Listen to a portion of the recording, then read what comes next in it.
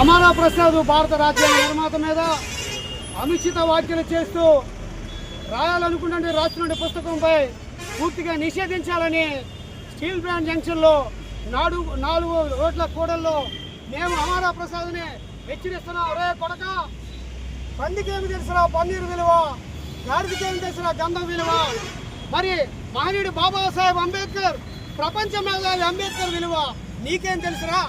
నిన్న కాక మొన్న నువ్వు మరి మహనీయుడు అంబేద్కర్తో అనుచిత వ్యాఖ్యలు చేసి జైలుకి వెళ్ళిన విషయం మర్చిపోయావా? మరి మరోసారి జైలుకి వెళ్ళడానికి నువ్వు సిద్ధంగా ఉండు.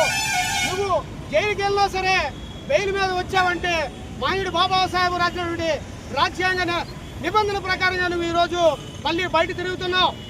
నీ వెనక ఏ శక్తులు మాట్లాడిస్తున్నాయో, నీ వెనక ఏ శక్తులు పనిచేస్తున్నాయో ఈ దేశంలో ఉన్న ప్రతి పౌరుడు 87% ఉన్నటువంటి ఎస్సీ ఎస్టీ బీసీ మైనారిటీ ప్రజలు గమనిస్తున్నారు. నా కొడక, అతి తొందరలోనే నువ్వు తగిన మూల్యం చెల్లించుకుంటావు.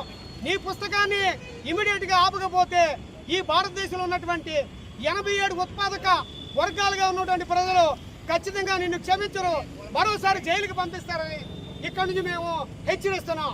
జై భీమ్, జై భీమ్, జై భీమ్. అమర్ రహే బాబా సాహెబ్ అంబేద్కర్.